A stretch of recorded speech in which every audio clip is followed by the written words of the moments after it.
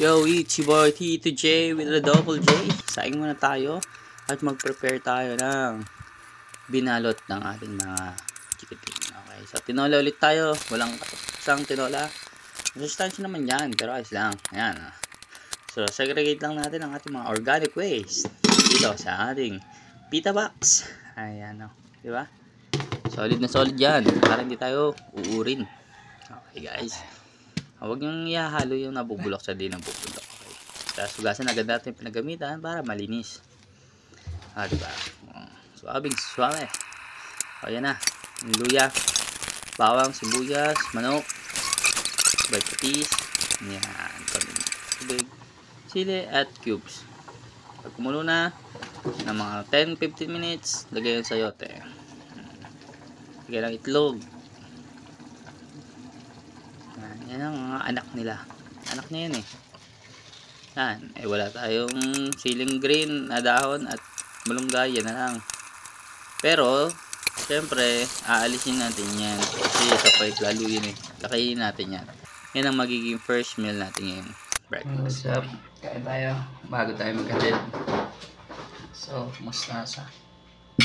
And oatmeal. Mustasa. Kain tayo.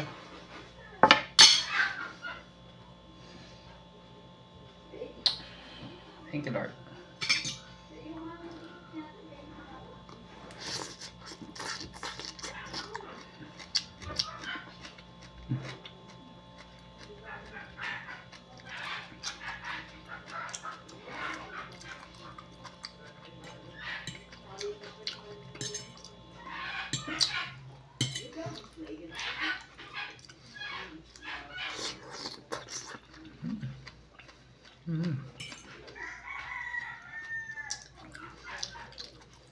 First meal daw dapat gulay.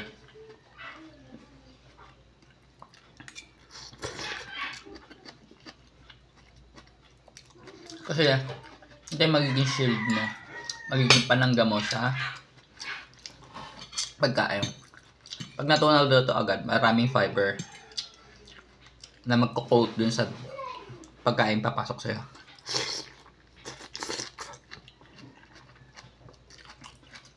Kung hindi yung tutulong,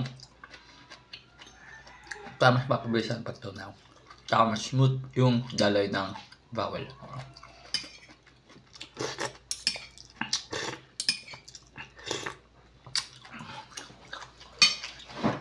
Oatmeal.